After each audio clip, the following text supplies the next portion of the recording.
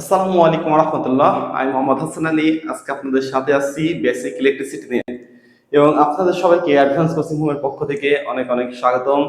এখন আজকে আমরা শিখবো হলো the basic of basic electricity. Basic ইলেকট্রিসিটির কিছু বেসিক জিনিস আমরা আজকে শেখার চেষ্টা করব, যা আমাদের বইটা সম্পর্কে অনেক ধারণা দিবে। বেসিক ইলেকট্রিসিটি এই বইটার নামে প্রথমে দেওয়া আছে কি দেখো, বেসিক। তার মানে কি, এর মধ্যে কি আছে? বেসিক আছে। কার basic? Electricity basic, the basic of electricity. ইলেকট্রিসিটির বেসিক বিষয়গুলো নিয়ে এই বইটা আমাদের কি করা হয়েছে, মডিউল করা হয়েছে, সাজানো হয়েছে, ঠিক আছে। তো আজকে আমরা বেসিক ইলেকট্রিসিটির বেসিক বিষয়গুলো একটু দেখব। তো যখন ইলেকট্রিসিটি নিয়ে আমরা কথা বলতে যাই, তখন প্রথমে সম্পর্ক চলে আসে আমাদের কার সাথে? সম্পর্ক আসে আমাদের কারেন্টের সাথে। যে ইলেকট্রিসিটি মানে কি, কারেন্ট বুঝি না আমরা। তো প্রথম কোশ্চেন ভাই, হোয়াট ইজ কারেন্ট? কারেন্টটা কি? কারেন্টটা হলো যে আমরা সচরাচর ক্লাস 10-এ পড়ে আসছি যে কারেন্ট হলো কি, ইলেকট্রনের প্রবাহ। অ্যাকচুয়ালি কারেন্ট মানে আমরা বুঝি ইলেকট্রনের প্রবাহটাই। তো ইলেকট্রন, কোশ্চেন এবার ইলেকট্রনটা কি? ইলেকট্রনটা হলো, আমরা পরমাণু পড়ছি না, পরমাণু কয়টা উপাংশ থাকে? পরমাণু তিনটা জিনিস থাকে। একটা কি, ইলেকট্রন, প্রোটন, নিউট্রন। আর পরমাণুকে দুইটা ভাবে ভাগ করা যায়, একটা কি, নিউক্লিয়াস আর নিউক্লিয়াস বহির্ভূত অংশ। দুটো অংশ কি, একটা নিউক্লিয়াস, একটা নিউক্লিয়াস বহির্ভূত অংশ। আচ্ছা দেখো, তাহলে আমরা যদি একটা অ্যাটমস আঁকাই, দেখো, তাহলে এটাকে আমরা কি ধরবো? নিউক্লিয়াস। আর নিউক্লিয়াস এটা কি, বহির্ভূত অংশ। আচ্ছা, নিউক্লিয়াসে কে কে থাকে? প্রোটন আর নিউট্রন কি থাকে? নিউক্লিয়াসে থাকে। প্রোটন আর নিউট্রন নিউক্লিয়াসে থাকে। আর বহির যে কক্ষপথ, যেটাকে বলছে যে নিউক্লিয়াস বহির্ভূত অংশ, এই নিউক্লিয়াস বহির্ভূত অংশে আমরা কাকে পাবো? ইলেকট্রনকে পাবো। আচ্ছা, নিউক্লিয়াস বহির্ভূত অংশ হলো এগুলো, যে এখানে আমাদের কি, ইলেকট্রন যুগল অবস্থায় অবস্থান করে। আচ্ছা, এই যে ইলেকট্রন, ইলেকট্রন গুলো কি করছে? নিউক্লিয়াসকে কেন্দ্র করে পর্যায়বৃত্তভাবে কি করছে? ঘুরছে, ঠিক আছে। নিউক্লিয়াসকে কেন্দ্র করে কি করছে? ঘুরছে। আর এই যে প্রোটন আর নিউট্রন ভিতরে কি আছে? নিউক্লিয়াসে অবস্থান করছে। এই যে ইলেকট্রন, এই ইলেকট্রনটাকে যখন প্রবাহিত হচ্ছে, এই ইলেকট্রনটা কি হচ্ছে, যখন আমাদের একটা তারের মধ্যে দিয়ে ইলেকট্রন গুলো কি হচ্ছে, প্রবাহিত হচ্ছে, কন্ডাক্টরের মধ্যে দিয়ে ইলেকট্রন প্রবাহিত হচ্ছে, তখন আমরা তাকে কি বলছি ভাই? কারেন্টের ফ্লো বা কারেন্টের প্রবাহ বলছি, ঠিক আছে ভাই। আচ্ছা, তাহলে পরে এখন দেখো যে আমরা ইলেকট্রন জিনিসটা কোথায় থেকে আসছে সেটা কি বুঝতে পারছি। ইলেকট্রন জিনিসটা তাহলে আমাদের কোথায় থেকে আসছে? অ্যাটমস থেকে আসছে বা পরমাণু থেকে আসছে, ঠিক আছে। সেখানে আমরা কি পাবো? ইলেকট্রন পাবো। এই ইলেকট্রন যখন প্রবাহিত হবে, তখন আমরা কি বুঝবো যে এখানে কি কারেন্টের প্রবাহ ঘটছে। এখন কোশ্চেন হলো ভাইয়া, কারেন্ট, ইলেকট্রন, ইলেকট্রনের তার হাত পাও নাই ভাইয়া, তাহলে ইলেকট্রন তারের মধ্যে দিয়ে কি দৌড়াই দৌড়াই প্রবাহিত হয়? না, ইলেকট্রনের তো হাত পাও নাই, তাহলে ইলেকট্রন কিভাবে প্রবাহিত হবে? ইলেকট্রন প্রবাহিত হওয়ার জন্য আমাদের কি লাগে? একটা পিছন থেকে একটা ধাক্কা দেওয়ার মতো একটা বলের দরকার হয়, ঠিক আছে। যেটাকে আমরা বলি কি, বিভব শক্তি। যেটাকে আমরা কি বলি? বিভব শক্তি। কারণ যেটা জিনিস খেয়াল করো, ইলেকট্রন তো একটা মানে জাস্ট আমাদের এখানে টান, ঠিক আছে, এটা কি করছে? প্রবাহিত হবে, ঠিক আছে, সেটা আমাদের তারের মধ্যে দিয়ে আসে। এখন ওটাকে প্রবাহিত করার জন্য আমাদের কি লাগবে? বিভব শক্তি লাগবে, যে পিছন থেকে কি দিবে? একটা ধাক্কা দিবে। তাহলে আমরা কি বুঝলাম? যে ইলেকট্রনকে পিছন থেকে কে ধাক্কা দেয়? বিভব ধাক্কা দেয়। তাহলে এই বিভব শক্তিটা আমাদের কি, ইলেকট্রনের প্রবাহ পথটাকে কি বলে? সুগম করে, ঠিক আছে। এখন দেখো ভাই, যে এই যে বিভব শক্তি, ঠিক আছে, এই বিভব শক্তিকে আমরা কি দ্বারা প্রকাশ করি? ভোল্টেজ বা বিভব শক্তি,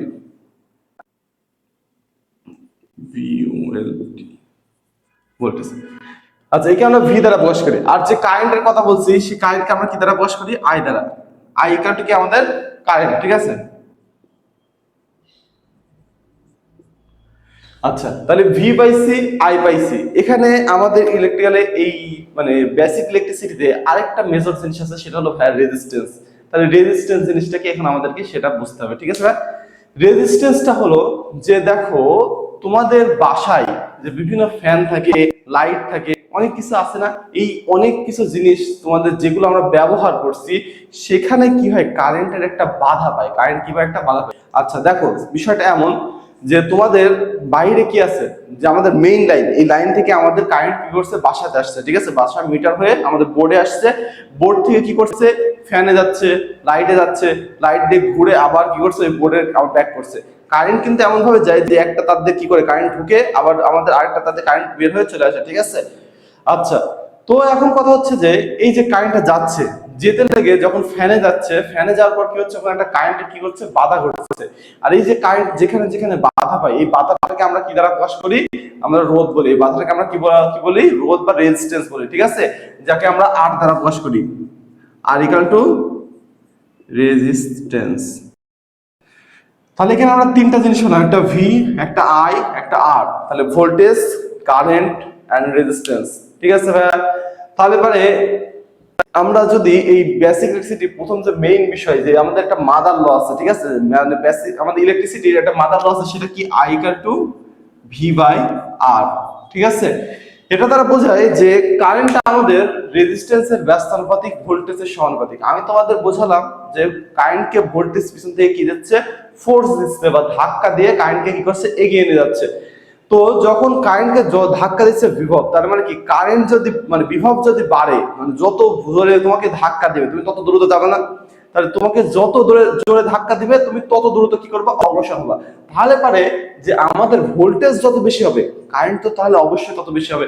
কারণ কি ভোল্টেজ কি যত জোরে তাহলে ভোল্টেজ যাবে, কারেন্ট তত দ্রুত কি হবে, প্রবাহিত হবে, মানে ইলেকট্রনের প্রবাহটা তত দ্রুত হবে। তাহলে সেটা কি, কারেন্ট ভোল্টেজের কি সমানুপাতিক, মানে কারেন্ট বাড়লে ভোল্টেজ বাড়বে, ভোল্টেজ বাড়লে কারেন্ট বাড়বে। আর রেজিস্ট্যান্সের কি ব্যস্তানুপাতিক। কারণ কি দেখো, কারেন্টটা হলো রেজিস্ট্যান্সের কি আছে, ভোল্টেজের নিচে আছে না? তাহলে এটা কি বিপরীত ক্রমে। তাহলে তুমি কারেন্ট যদি বাড়াও তাহলে তোমার কি হবে, রেজিস্ট্যান্স কমে যাবে। আর যদি তুমি রেজিস্ট্যান্স বাড়াও তাহলে কি হবে, কারেন্টের মানটা কমে যাবে। ঠিক আছে ভাই? তাহলে এখানে আমরা তিনটা জিনিস দেখলাম, একটা হলো কি কারেন্ট, একটা হলো ভোল্টেজ, আর একটা হলো কি রেজিস্ট্যান্স। আচ্ছা, এখন দেখো যে আমরা আরো কয়েকটা বিষয় নিয়ে আলোচনা করব। আমাদের যে মেইন লাইন, ঠিক আছে, আমাদের যে বাইরে যে তোমরা দেখো মোটা মোটা তার আছে, এই মোটা মোটা তারের যে লাইন গুলো আছে, এই লাইনটা কারেন্ট থাকে প্রায় 11 কেভি, মানে 11 কিলো ভোল্ট। ঠিক আছে? এত উচ্চমানের কারেন্ট তোমাদের বাসায় আনা কি সম্ভব? তোমরা তো আমরা তো সচরাচর জানি যে আমাদের বাসা বাড়িতে যে ভোল্টেজ, আমাদের কারেন্ট যেটা আসে সেটা হয় 220, নাহলে 440, হয় 220 ভোল্ট থাকে, নাহলে 440 ভোল্ট থাকে। তাহলে এই যে 11 কেভি বা 11,000 কিলো ভোল্ট যেটা আমাদের আছে, তাহলে এই ভোল্টেজটাকে আমরা কিভাবে আমরা এই 220 কিংবা 440 ভোল্টে কনভার্ট করি? এটাকে কনভার্ট করে আমরা কি দ্বারা, ট্রান্সফার দ্বারা। ঠিক আছে? আমরা এর আগে কথা শুনছি ট্রান্সফরমার অনেক রকমের হয়ে থাকে। ঠিক আছে? হ্যাঁ, সচরাচর দুইটা রকমের হয়ে থাকে, একটা হলো স্টেপ আপ ট্রান্সফরমার, একটা হলো step down transformer. Step up ট্রান্সফরমারটা কি আর স্টেপ ডাউন ট্রান্সফরমারটা কি, আমাদের একটু হালকা ধারণা নিব। ঠিক আছে?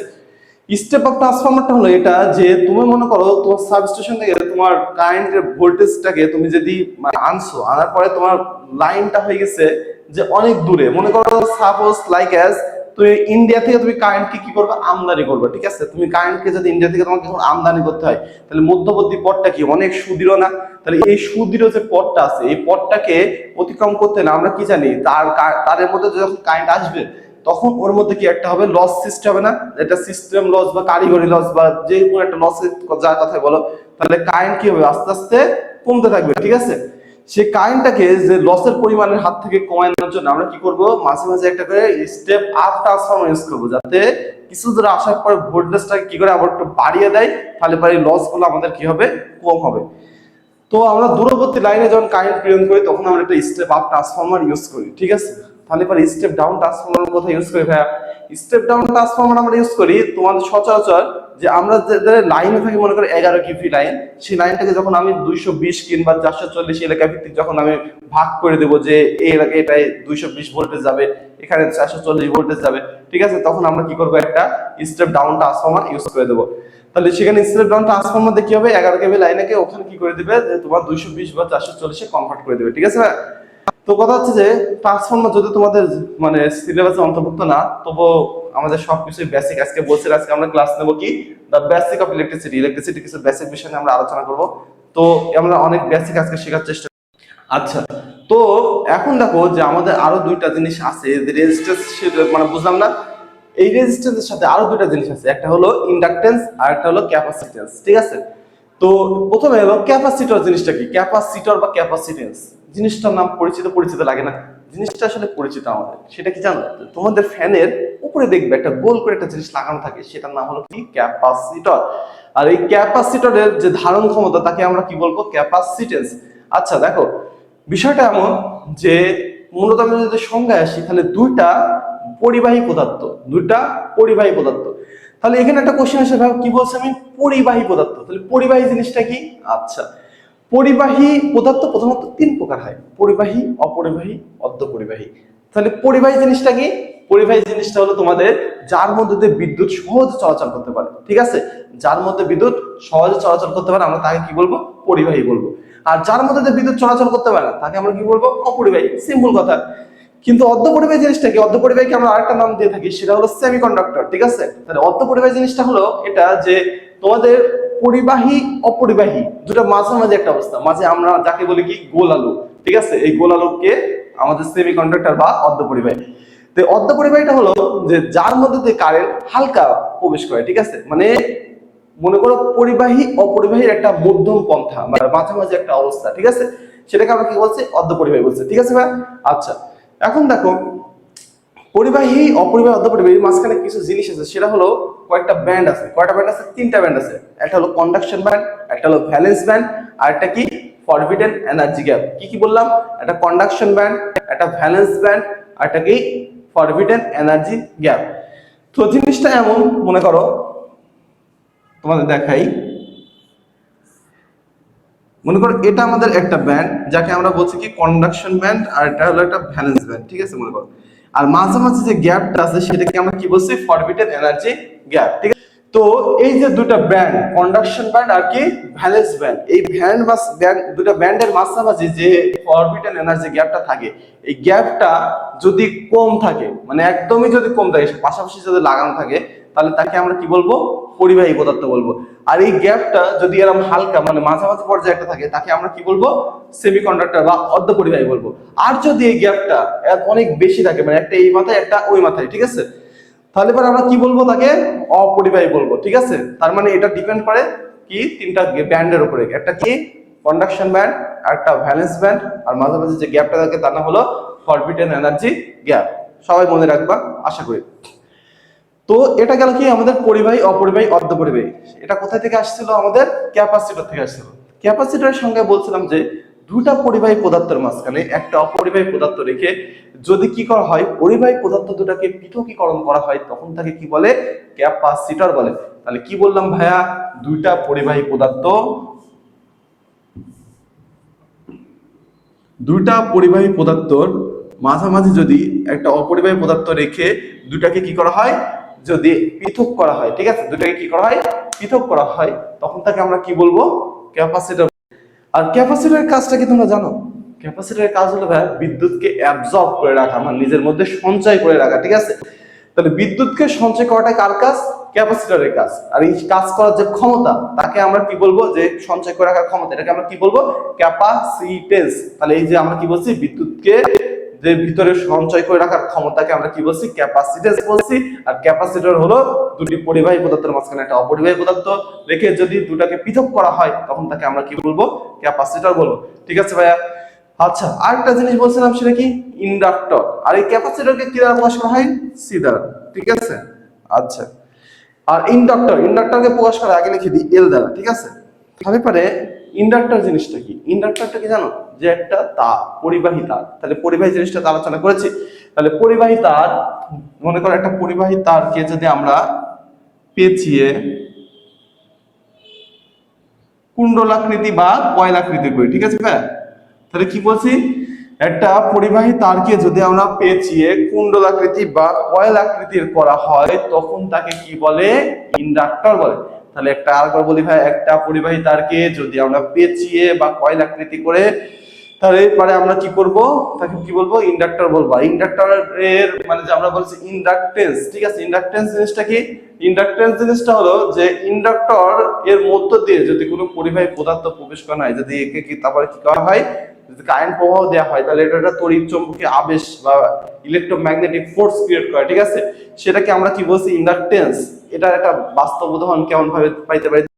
আমাদের টিভি আছে না? টিভির পাশে যদি আমরা হাত কিনে যাই, কি করে পশমগুলোকে টিভি কি করে আকর্ষণ করে দেয় না? ছোটবেলায় দেখবা কিংবা মাঝে মধ্যে আমরা যখন ছোট ছিলাম তখন আমরা খেয়াল করে দেখছি যে আমাদের হাতকে যখন টিভির কাছে নিয়ে গেছি, এটা কি আমাদের পশমগুলোকে টেনে নিয়েছে, ইলেকট্রোম্যাগনেটিক একটা ফোর্স ক্রিয়েট করে না? তাহলে এটাকে আমরা কি বলছি? ইন্ডাকটেন্স, ঠিক আছে? যে নিজের দিকে একটা আকর্ষণ বল ক্রিয়েট করে, ঠিক আছে? আচ্ছা, এই তো ছিল আমাদের voltage, current, resistance, inductance, capacitance, যেগুলোকে আমরা কি বলি? বেসিক বলি। কার বেসিক? ইলেকট্রিসিটির বেসিক জিনিসগুলোর মধ্যে পড়ে এগুলো, ঠিক আছে? আর মাতাল একটা বললাম যে আই ইকুয়াল টু কি V by R current equal to voltage by resistance. আর কি বললাম যে কারেন্ট ভোল্টেজের সমানুপাতিক, কারেন্ট রেজিস্ট্যান্সের কি ভাইয়া ব্যস্তানুপাতিক। ঠিক আছে, তো তোমাদের বইয়ে বেশ কিছু ম্যাথ আছে, তোমাদের 1 থেকে 6 অধ্যায় তোমরা যখন পড়তে যাবা তখন এর মধ্যে বেশ কিছু রচনামূলক প্রশ্ন পেয়ে যাবা, ম্যাথ পেয়ে যাবা, যেগুলো তোমাদের কি করতে হবে, শিখতে হবে। ইনশাল্লাহ তোমাদের আমি পার্ট টু পার্ট ভাবে সবগুলো ক্লাস একের পর এক মডিউল করে সাজিয়ে দিয়ে দেবো। তো তোমরা আজকে যে বেসিক গুলো দেখলা, এরপরে তোমরা বইগুলো একটু ঘাঁটবা। ঠিক আছে, আচ্ছা তোমাদের এখানে যখন বইয়ে প্রথম অধ্যায় করবা, প্রথম অধ্যায় করতে গেলে তোমাদের রসায়নের কিছু জিনিস লাগবে। তার ভিতরে কিছু জিনিস হলো যে তোমাদের পর্যায় সারণী সম্পর্কে একটু ধারণা থাকা লাগবে। পর্যায় সারণী আমরা কেমিস্ট্রিতে এর আগে হয়তো পড়ে এসেছি। তো সবাই কি করবো, বাসায় আগে পর্যায় সারণীর 1 থেকে অন্তত 30টা মৌল, প্রথম 30টা মৌলের পর্যায় মানে সংখ্যা, পারমাণবিক সংখ্যাটা আমরা কি করব, মুখস্থ করে ফেলবো।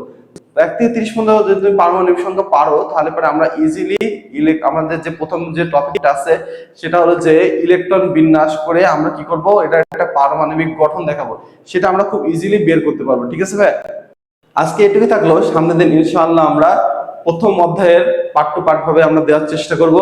তো সবাই ভালো থাকবে আশা করি। আসসালামু আলাইকুম রহমতুল্লাহ।